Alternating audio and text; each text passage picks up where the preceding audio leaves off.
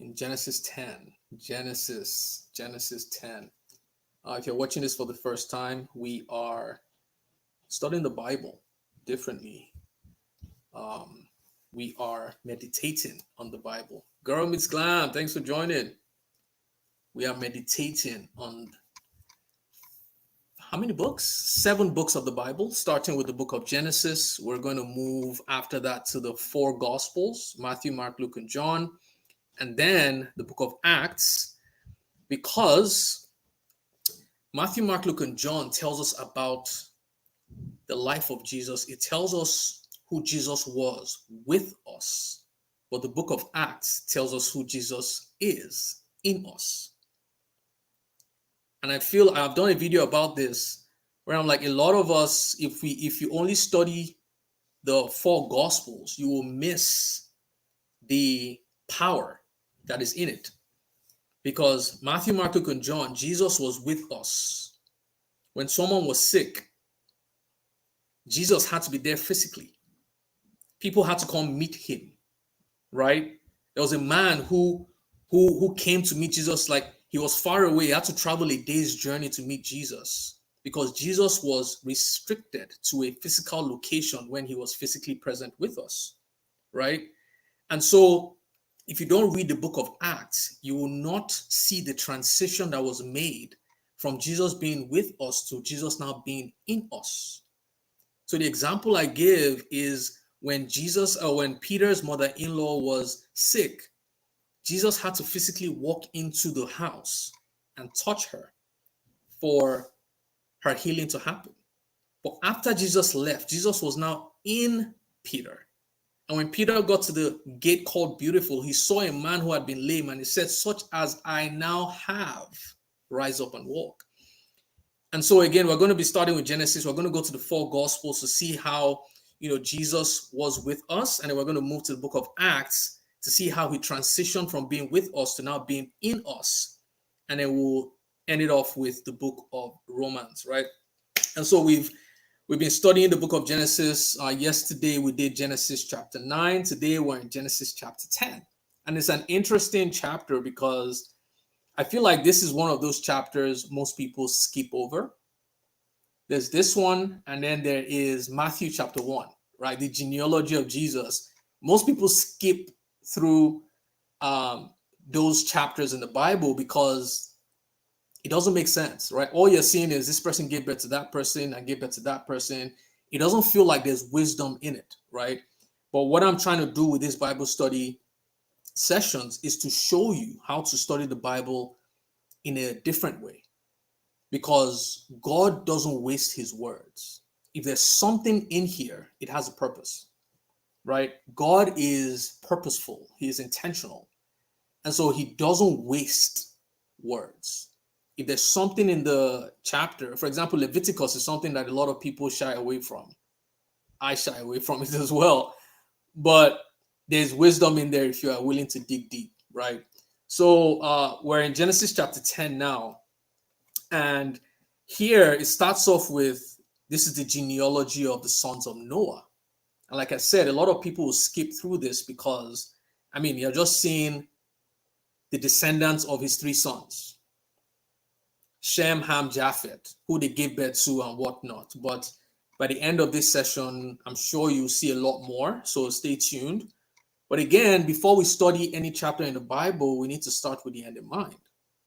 And you'll see why we start with the end in mind now, reading this chapter. Because remember, you need to start with the end in mind with the book. So Genesis, and if you are just watching this for the first time, I would recommend that you go back to watch all the previous ones that we've done. All the replays are available on YouTube, right? When we started in Genesis 1, I gave the context for why this book was written, why I believe this book was written, because Moses is believed to be the one who wrote this book. But why did God choose Moses to write this book? Right? These are the questions you need to ask before you start studying the Bible. And as I was meditating on it, I realized that, Moses was leading the Israelites. He was leading millions of people who had been slaves for about 430 years. And even after they had left Egypt, Egypt hadn't left them. And so they carried the mindset of slaves into the promised land, right? And God wanted to give them the promised land. And when he said, come take it, their mindset couldn't comprehend being free men and women.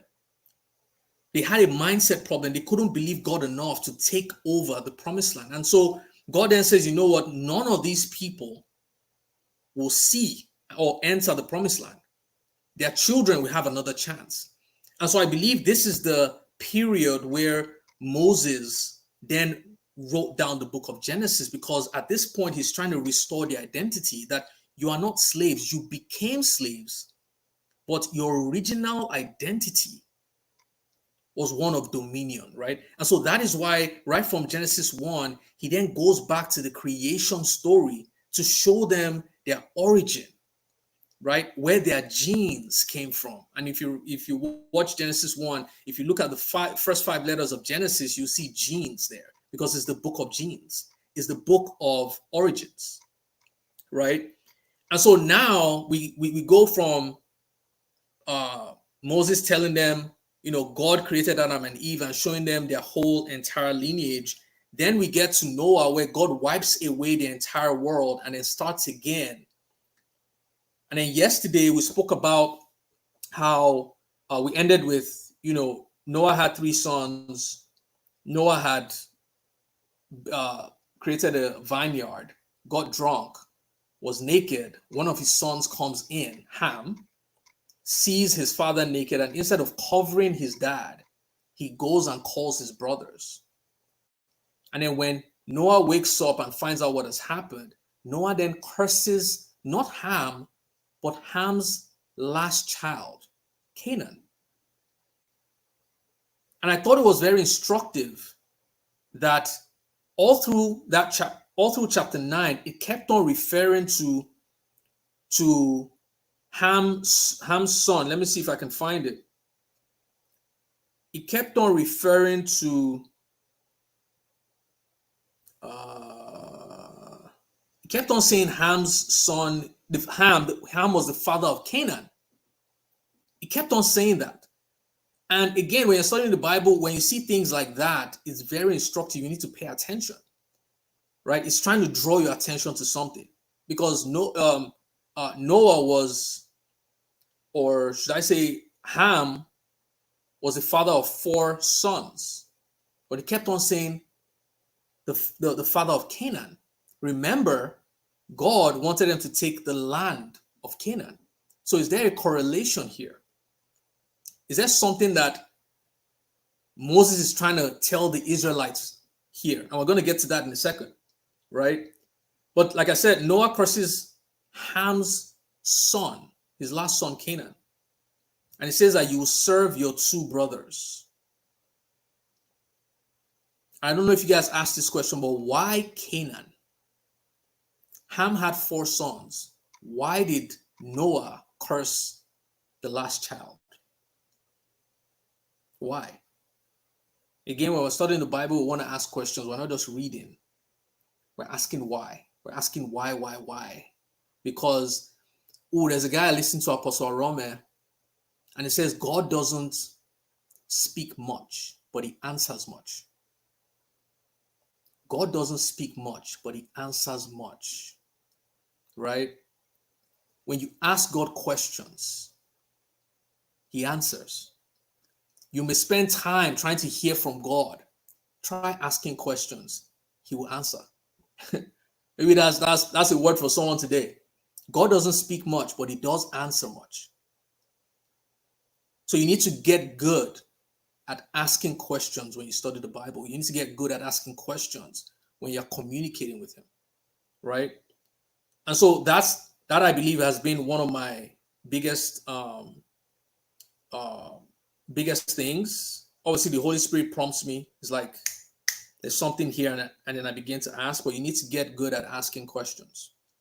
So why Canaan? Why not any of his other sons? And then it says Canaan will be a servant to his other 2 brothers.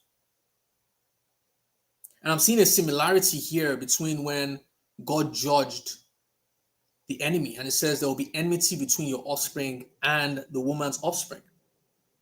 All of a sudden, there is enmity between one of Noah's offsprings with the other brothers, because now he has crushed one of them, right? But again, like I said, when we're studying the Bible, start with the end in mind. Also, when you want to understand the objective of a chapter, you need to understand what the key moments are in that chapter, right? So the first thing I do is I sort of read through the chapter to understand what are the key moments here identified. And then by the time you list it, you'll begin to see if there's a thread, right? So this one is, thanks for joining, guys. We're just giving some background before we dive into this. What has been your experience studying Genesis chapter 10? Like I said earlier, I feel like this is a chapter that most people would gloss over. They'll be like, you know what, let's just go straight to chapter 11 because it's just talking about genealogies, right? But again, you have to figure out what the key moments are. So number one, verse 1 says, let me share my screen.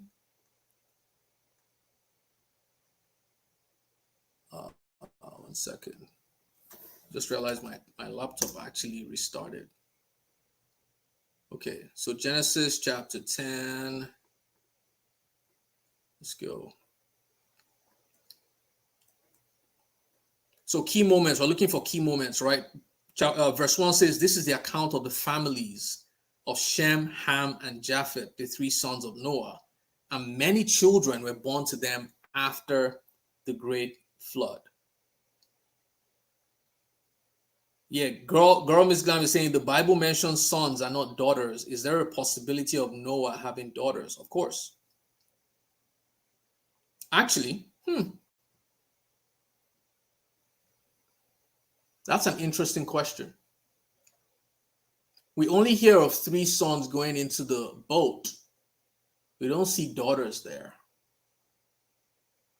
I don't think he had daughters before the flood. He may have had after the flood. But I like where you're going with this. Let's do research on that. Let's do research on that, right? Noah had daughters. Is there scriptural backing for that? Madali? That's an interesting question. I never thought about that. Because does he actually mention how many people were in the ark with Noah? That would be an interesting one to look at. Because, yeah, the Bible does, for some reason, it only, exactly, I don't think so. For some reason, it only mentions the men because, obviously, the cultural context back then, men were seen as more important. Men were seen as the head. So when you are referring to a family, you are pointing to the man.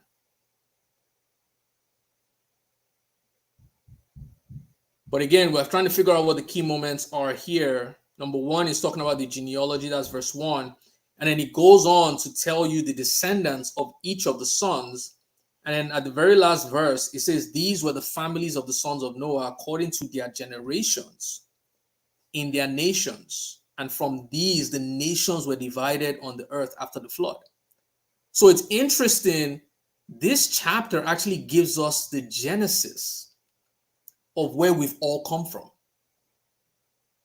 All the nations, NLT says, all the nations of the earth descended from these clans after the great flood. And you're going to see why in a second.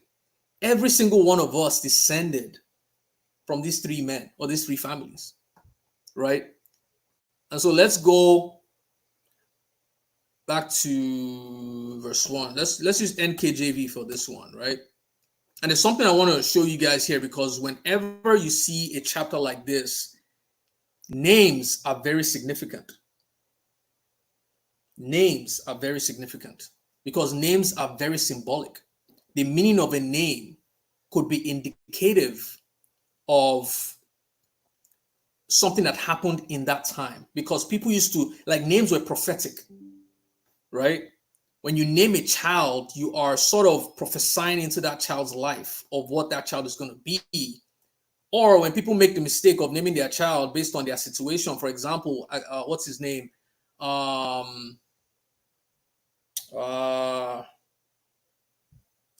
one, something of sorrows. Jabez. There we go. God is gone. You said He gave your life in June. Are you sure about that? Did you mean June like 10 years ago? I'm joking. Like, because I've been seeing your comments and it doesn't sound like someone who just gave their life to Christ, to be honest. So please clarify, right? Jabez, for example, she was in pain and she said, this one is, something of my sorrow, I think his name was, right? So so names are very prophetic, and his life turned out to be like that. And we're going to get to this in subsequent chapters. But Jacob, for example, God called him a nation before he was born. But when he was born, he came out holding his brother's heel, and his parents then named him after his condition, not after the revelation they had received. And so they called him heel grabber when God had named him a nation. And you see that before God could use him, he had to change his name. Government Islam is saying I was a Christian by religion. I became born again by relationship in June. I love that. I love that. I love that. I love that. I love that. I love that.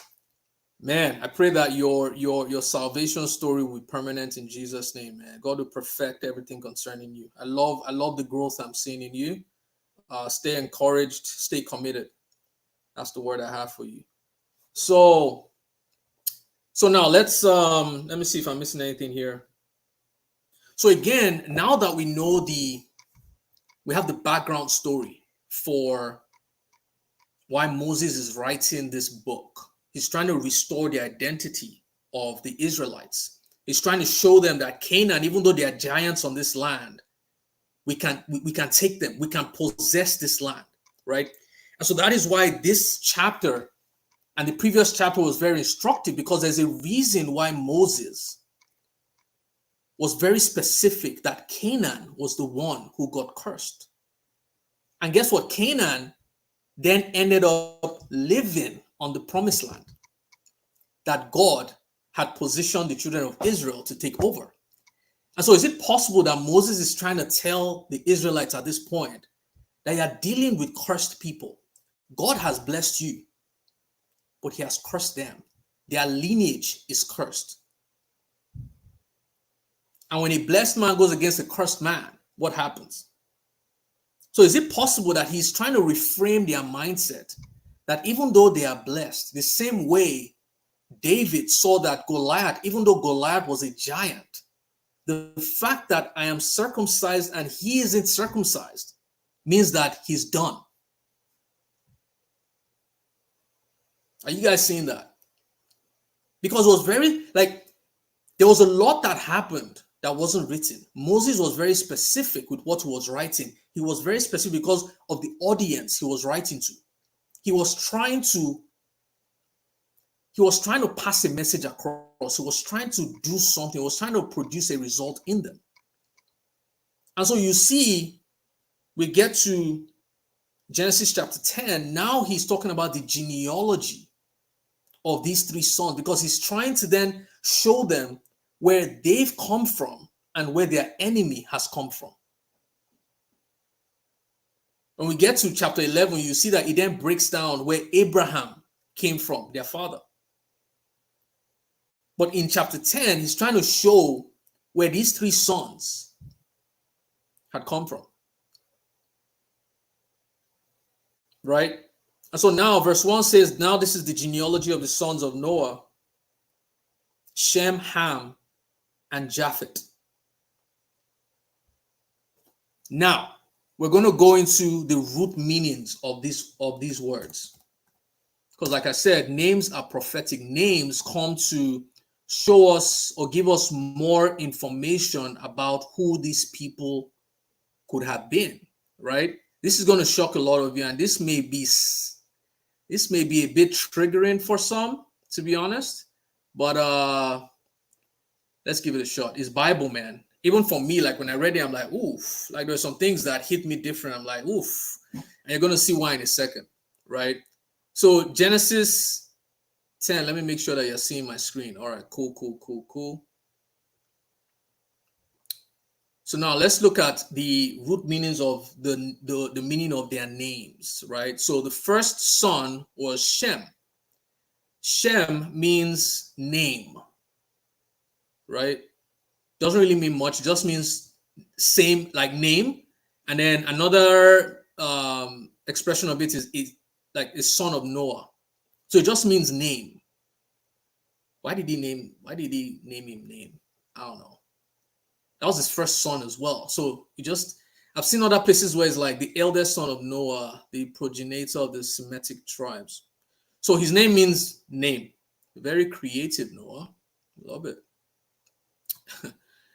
And then second son, man, this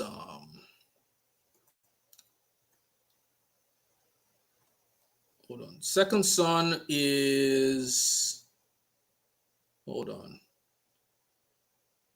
I need to find another concordance website, man. This is very, very difficult to navigate. Nah.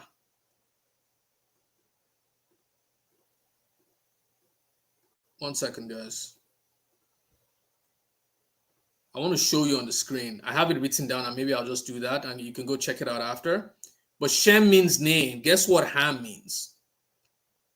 Ham means hot. Hot. Ham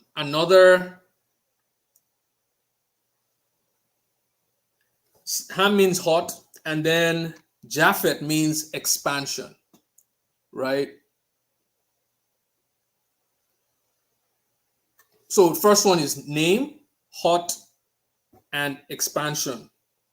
And so Noah then goes into saying the sons of Japhet, and Japhet was the youngest son. So I was a bit confused here because I'm like, how is Moses given the genealogy not starting from the first son, but starting from the last son? And maybe that's a question that someone needs to take away to go and research. Some people then say that maybe Japhet was the first son, but when we look at previous chapters, it says Noah had 3 sons, and it starts off with Shem, Ham, and Japhet, and I believe those were done in their order of birth. Some people have said that Ham was the youngest son because the previous chapter says that, and his youngest son did this, but it says youngest son, not youngest son. Exactly. Someone is saying, I thought Ham was the youngest. But Genesis 9, let me show you. So Genesis 9:24 said that, so Noah awoke from his wine and knew what his younger son had done. It didn't say his youngest son. It didn't say his youngest son. Because it was always in the order of Shem, Ham, and Japhet. So how is it that Japhet would be first or Ham would be last? That is debatable. I believe that this is the right order, Shem, Ham, and ESV says youngest. This is where we now defer back to KJV to figure out which one is actually correct, right? But then it starts off with Japhet. It says the sons of Japhet were Gomer, Magog, Madai, Javan, Tubal, Meshech, and Tiras.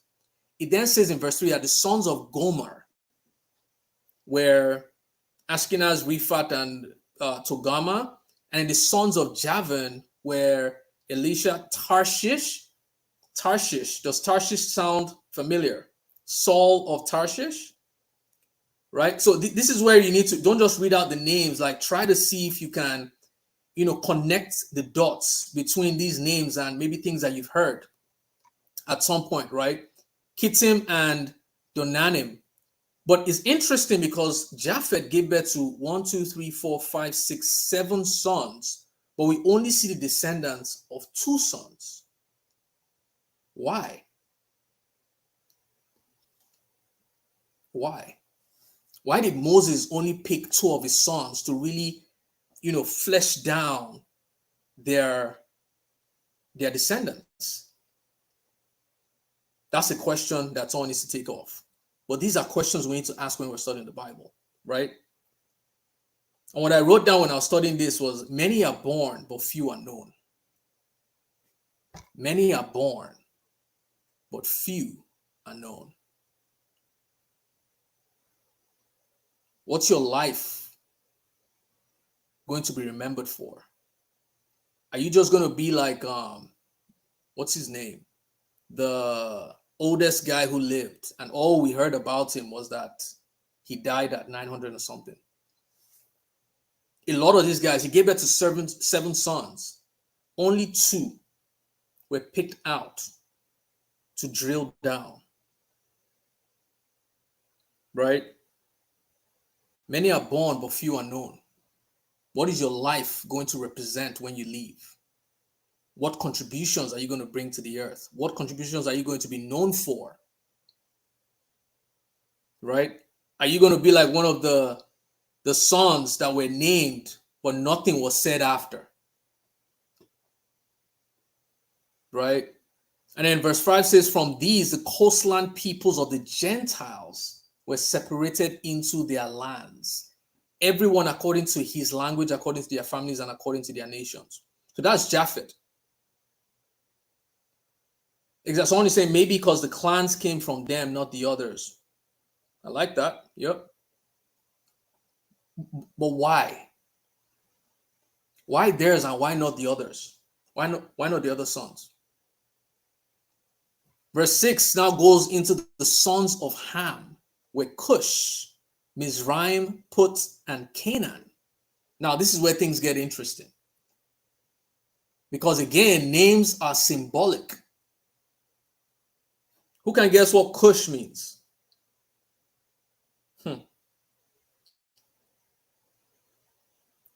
Right? And before we even get there, it says that the sons of Ham were Cush, Mizraim, Put, and Canaan. Noah cursed Canaan, his fourth child. How did he know Canaan?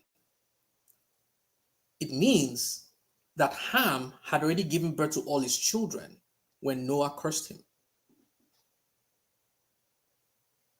Now, do you see how, even though the Bible is silent on certain things, we can deduce certain things from it? Because Noah was specific with who he was cursing. Canaan was his last child. So it means that Ham had already given birth. So this happened because I don't know if they had children in the boat. No, they couldn't have because it was 40 days. Well, they stayed there for like a year. Even if they had any child on there, it would have just been one child, right? But it means that a period of time had gone when this situation happened. Because it was specific, he cursed Canaan. Right? But why Canaan? Why not the other three children? Why not Cush? Why not Mizraim? Why not Put? And as I was meditating on this, and this is just my personal revelation, it's not doctrine or anything, I feel like Noah cursed Canaan because he saw similarities between what he had done and what his father had done. Why didn't he curse Ham? Is it possible that because God had blessed him, he couldn't curse him? Because remember, when they came out, God blessed Noah and his three sons. So is it possible that he didn't curse Ham directly because who God has blessed, no man can curse? But then he now had to curse someone in his lineage. Why did he pick Canaan? Is it possible that Canaan had a similar attitude, or there was something similar between what Ham had done and what Canaan had done? And the reason why I say this again, names are important. I don't want to go back to the commentary thing, but check it yourself. The meaning of Cush means black. It also means Ethiopia, the country Ethiopia. So is it possible that this is where the black race started?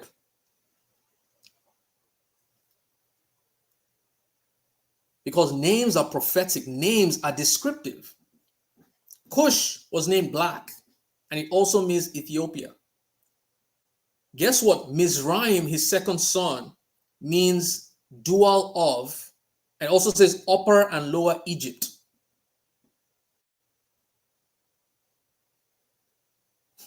Put means a bow, and it also symbolizes like Libyans, so Libya. So is it that Ham was the father, I guess the progenitor of the black race? And then Canaan, and this is why I'm saying this, because all these names, Cush is named black, Mizraim is named dual of or upper and lower Egypt, Put is named a bow or Libyans. Guess what Canaan means? This one really shocked me because I didn't know this. Canaan means humiliated. Maybe I'll show that one. Let me. Oh man, this guys, check the concordance yourself, man. I'm not using this again. Canaan means humiliated, and that is modern day Israel. Who knew that? So is it possible? Because again, this chapter is trying to show us how the nations of the earth, where they came from. And so as I see this and I see that Cush is Ethiopia, I'm like, was that the first nation in Africa? And I did some Google search and I saw that Ethiopia is one of the oldest countries or something like that. Like they found like the oldest skeletons or something in Ethiopia. So you see that everyone came through Ethiopia and they began to settle all over the African continent. That's for Ham, right? If you study, you see that for Japhet, it's possible that his descendants were the Europeans, right? Spain, England, Italy, all that hemisphere. And when we get to Shem, you would see that the descendants are from the Middle East. So again, this is not just a random chapter. Moses is trying to show them something here. This is where everyone came from. This is how the nations of the earth were birthed, right? And then when we go down, we see that Cush gave birth to a man called Nimrod. And Nimrod, again, you have to check the meaning of the name. Nimrod means son of Cush. It also means rebellion. Right? And I feel like people use this to enslave black people. And that's why I said when I was reading this, it sort of, I didn't get triggered, but I'm like, whoa, like why is it the black man that this happened to, man? You know, why is it him that rebelled? Right? But again, don't get triggered. Jesus Christ has come to reverse the curse. Bible is just telling you exactly how things happened. Right? Would you say that they were not relevant to the narrative at this time? Oh, I think this is the previous one. Angela, you're seeing something? Wow, exactly. Wow. Cush means black. Ethiopia, he gives birth to a man named Nimrod. And Nimrod means son of Cush and also means rebellion. And it says he began to be a mighty one on the earth. Ooh, someone says, Girl Miss Glam says Jeremiah 13:23 talks about the skin and it says Ethiopian, but the footnote says Cushite. Exactly. If you look at the root meaning of words, it gives you more insight into what you're studying. Right? So Nimrod means son of Cush, and it also means rebellion, and he began to be a mighty one on the earth. He was a mighty hunter before the Lord. Now let's narrow down that he was a mighty hunter. Think about back in the day, right? God had just given them permission to begin eating animals. Prior to this, they had been I guess, on a plant-based diet. All they were allowed to eat was plants and fruits. But when Noah, after the flood, God then gives them permission to begin eating animals. And it says that Nimrod was a mighty hunter.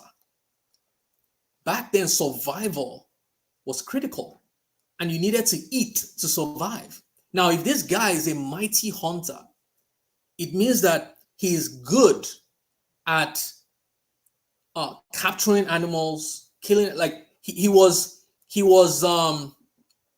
You would want to follow him because you are guaranteed survival. At least you have something to eat. So is it possible that he became a mighty person, a mighty one on the earth, because of his ability to hunt and hunt well and provide food for people? Because guess what? Like, now we have fridges, we have ways to preserve food. Back then, they didn't have any way to preserve food. You had to eat what you kill on that day or the next day. Like, you had to eat it.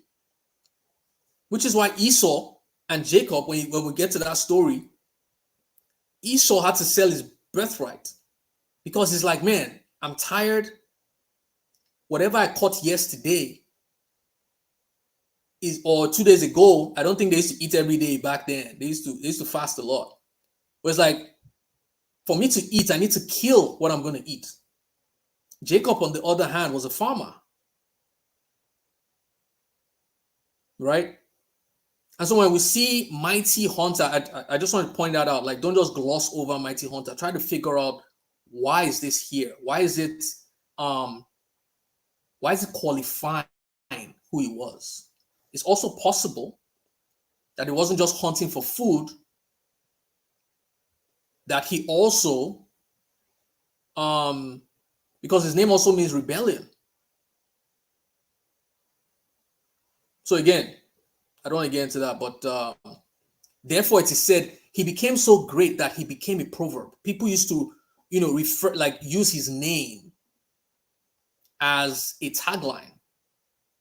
It says, therefore it was said that like Nimrod, the mighty hunter before the Lord, right? And then check this. It says, at the beginning of his kingdom was Babel, Erech, Akkad, and Calneh in the land of Shinar. Now, Shinar, if you look at the root word of the word Shinar, it means Babylon or Chaldea, which the Chaldeans, if you read your Bible. Yes, but he was in rebellion against the Lord. Yep. He was in rebellion against, because the Tower of Babel, and we're going to get to that tomorrow, was a rebellion. And that's where Babylon comes from. Guess what Babel means? Confusion. So the beginning of his kingdom was confusion. Erech means length or long. Akkad means a fortress or subtle. Calneh means fortress of Anu, is an Assyrian city. One of the things that's really helped me as well, like making these things become relatable, is try and do a Google search or check the root word and do a Google search as well. What is the modern day equivalent of these places? Because right now, these things don't make sense. When you say Babel, when you say Erech, it doesn't make sense. When you say, what is the modern day equivalent of this place? Then it shows you a country that you can recognize and that you know of, right? For example, it then says that from that land he went on. Actually, let me check my concordance for this, and I'm going to check on here because this is a lot easier for me. Genesis 10. Let me check where these places are. So Babel, this is verse 10.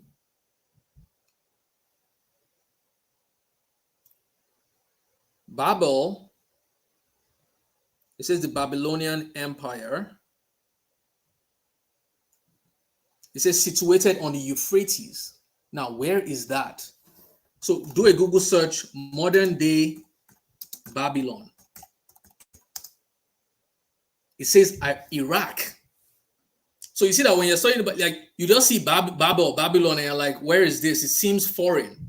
But when you Google modern day Babylon, Babylon is located within modern day Iraq, roughly 50 miles south of Baghdad. Now you know Iraq. Like, I was telling my wife earlier today, I'm like, a lot of people, like, you realize that Jesus looked more like Bin Laden than he did Joel Osteen. Most of the things we're reading, most of the places we're reading about, they were all in the Middle East. All the places that have now become Islamic states, they all, like, everything we're reading in the Bible, most of them started in the East. Remember, if you've been here from day one, we said that there's something symbolic about the East, because in the Garden of Eden, the garden was put in the East. Like, we've been seeing East, East, East. Now, we're seeing that it started in the Middle East as well. So Babel, modern day Iraq. Now, let's look at the other one. Iraq. So modern day Iraq. So it says a city located in southeastern Iraq, right? So again, if like Google, there are a lot of good resources out there. This is just like, you don't just take the first word for it, do proper research to be sure that this is actually correct. The other one is Akkad. Let's see. I think most of these were towards Iraq. Interesting. But you see what I'm saying, though? The land of Shinar. I think I checked this. This one meant, I think, Lebanon or something like that. Let me see. Modern day Shinar.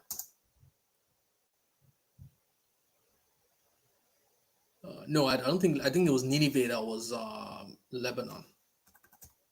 Let me confirm that real quick.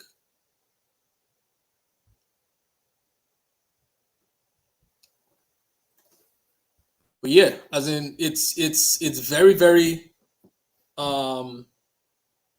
important that you check the root meanings of the words of these places to sort of get a relatable, to make it relatable to you, right? So then we move on. So it says, from that land he went to Assyria and built Nineveh. So you see, Nineveh, we read about it in the Bible, and we're like, oh, Jonah was sent to Nineveh to go and preach to them. Guess what Nineveh is? Nineveh is the capital of Assyria.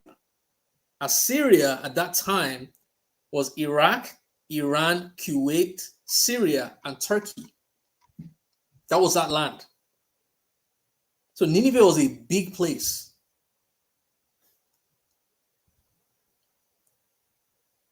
Right? So this guy Nimrod begins to fulfill the dominion mandate, but against the Lord. Again, we are seeing how the enmity between offsprings is coming up, right? One person is taking the lead now. So we'll get to verse 13. It says, Mizraim, which is the third son, begot Ludim, Anamim, and all these names, from whom came the Philistines. So the Philistines, that's where Goliath came from. And we read about the Philistines a lot in the Bible. They were a big pain in the butt for the children of Israel, right? They came from Mizraim. And there's a reason why it is specifying it here. Because again, Moses is writing to the children of Israel at this point. They know all these people. But he's trying to show them where they've come from. Then we get to verse 15. It says, Canaan. Now we get to the last child. It says, Canaan begot Sidon. If you've read your Bible, this will ring a bell. Tyre and Sidon. Remember when Jesus said, if the message that were preached here were preached to the people of Tyre and Sidon, they would have repented. So Canaan begot Sidon, his firstborn, and Heth, and the Jebusites, the Amorite. Now you are beginning to see these people that the Israelites know are in the land in Canaan. So they all came from Canaan. The Amorite, the Girgashites, the Hivites, the Archites, the Sinites, the Arvadites, the Zemarites, and the Hamathites. And afterward, the families of the Canaanites were dispersed. And the border of the Canaanites was from Sidon as you go towards Gera as far as Gaza. Now we know Gaza is in Israel. These are names that are familiar now. Then as you go towards Sodom, Gomorrah, Admah, and Zeboim as far as Lasha. Right? So Tyre and Sidon is modern day Lebanon. All these places are in the Middle East. So you see that this is a chapter in the Bible that most people would have.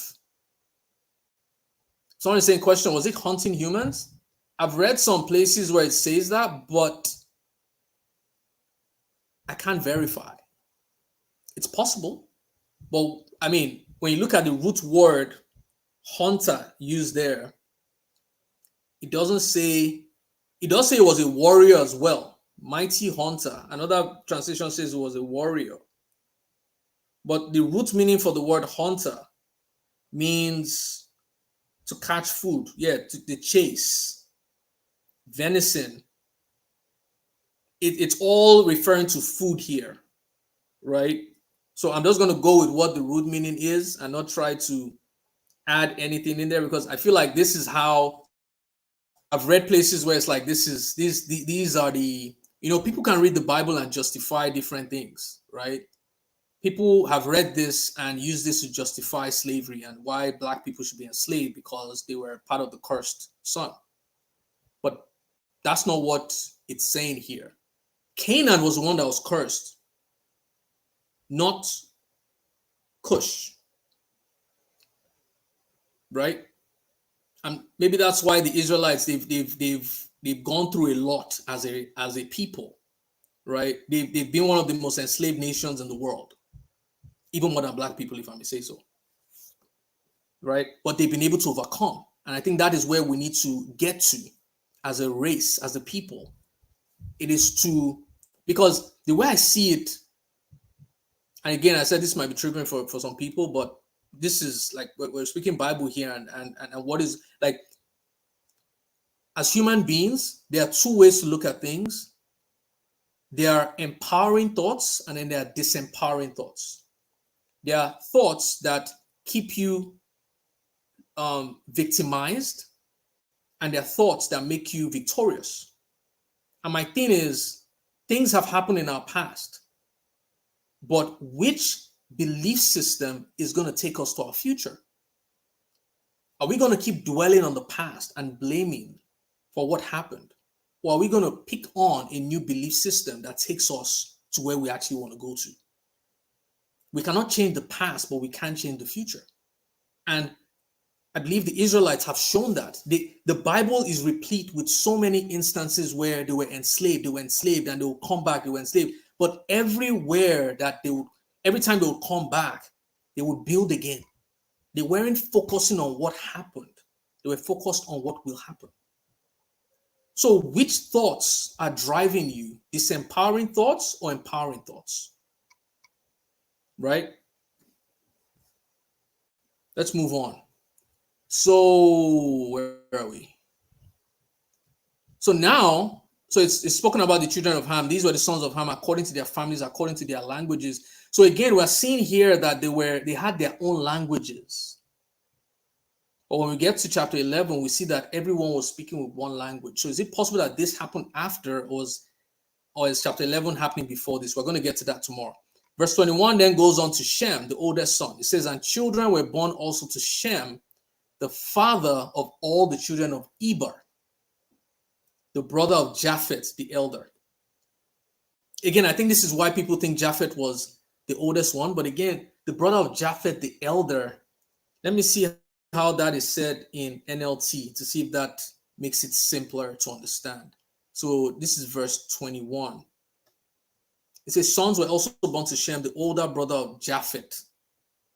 So you see that, like, this is why reading different translations will help you understand what you're reading. Because here it's not really clear. It says the brother of Japheth, the elder. You can interpret this to say Japheth was older. But NLT says sons were also born to Shem, the older brother of Japheth. So if something is unclear, check other translations to sort of figure out what it's trying to say there. Then here is very instructive because it immediately goes on to say the other children were saying, oh, this person was born to this person. But this one, it says the father of all the children of Eber. So it's very specific. And again, Moses is being very, very particular with the names he's putting here. And when we get to tomorrow, you see why. Because Abraham was a descendant of Eber. So that's why he's highlighting Eber here and not the other. Because after he highlights Eber, he then goes on to because Eber was, okay, now check this. And children were born also to Shem, the father of all the children of Eber, the brother of Japheth, the elder. The sons of Shem were Elam, Asher, Aphaxad, Lud, and Aram. The sons of Aram were Uz, Hul, Gether, and Mash. Aphaxad begot Salah, and Salah begot Eber. So he highlighted it up there for a reason to show them that we've come from this person.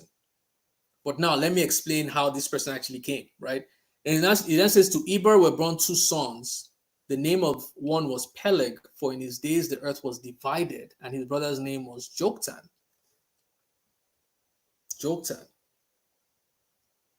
Joktan begot Almodad, Shelef, and all these names here.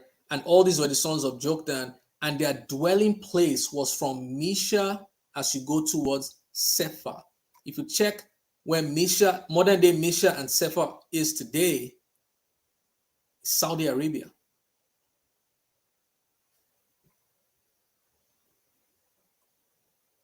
Saudi Arabia. What was the good point? Well, I wasn't even thinking that. That's a good point. Where question was it? What exactly was the good point? So it says, these were the sons of Shem according to their families, according to their languages, in their lands, according to their nations. These were the families of the sons of Noah, according to their generations and their nations. And from these, the nations were divided on the earth after the flood. Now, again, this is a chapter in the Bible that most people would have glossed over. Say, let's just move on to chapter 11. But we've been able to uncover a lot of things here. Now we know where the nations of the world started, who the progenitors were, where Africa may have started from, where the Middle East, and it's interesting how, man, the enemy really went for the source, man. Imagine like all these were godly people at the time. And now he has made all those nations Islamic nations, where when you think of the Middle East, you don't think like God. He went for the root. He brought confusion to it. And again, I believe one thing I believe this chapter also shows us is that nobody owns anything on the earth. Nobody owns any land. We all just settled. I was hearing someone say the other day, is like, if you own a house today, it's all an illusion. You paid for something that was once free. Right? Because if you trace your house all the way back to the very beginning, nobody owned anything. And this is showing us where everything started. They just saw land, they settled there, and then it became theirs. And I used this when my wife and I were wanted to buy a house. And the prayer was that, God, you own everything. Our house is already bought. We just need to see it. And that was the prayer. Because you need to come to the understanding that everything belongs to God. He's saying, okay, I may have had that association of hunter because recently when I traveled to Kentucky, there was a man who sniped 5 people while they were driving. Ooh, like a hunter. Interesting. Interesting. Interesting. Interesting. So yeah, that is Genesis chapter 10. I can't wait for us to get into the stories. I feel like the past few days have just been a lot of background to where people came from. Maybe not as interesting because it's all like technical details, but I think from tomorrow, even tomorrow, we're still going to go into like the descendants of Abraham. But as in preparation for tomorrow, check out Genesis 11, the very last verse. Actually, the second to last verse. Let's start from verse 31. It says, one day Terah took his son Abram, his daughter-in-law Sarai, and his grandson Lot, and moved away from Ur of the Chaldeans. He was headed for the land of Canaan, but they stopped in Haran and settled there. What do you think is happening here? We're going to discuss that tomorrow. What do you like? How many of you have seen that before?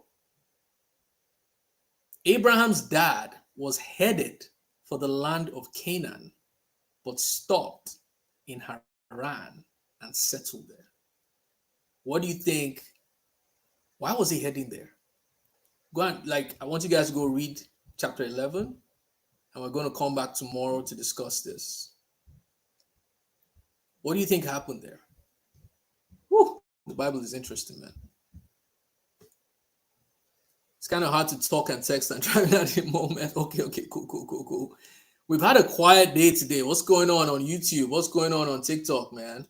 We usually have like a lot of comments.